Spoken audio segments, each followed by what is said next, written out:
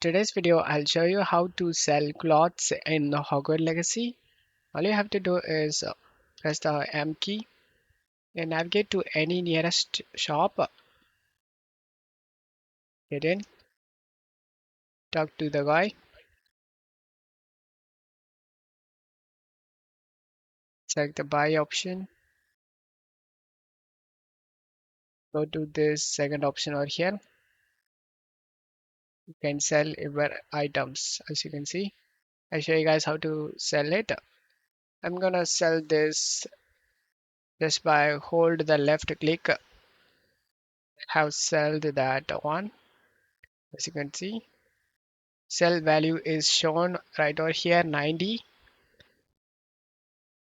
Sell this one as well. Again, we want to sell the 490. That's how you can sell your clothes. I hope this video helped you guys. If the video helped you, don't forget to leave a like and subscribe. Thank you.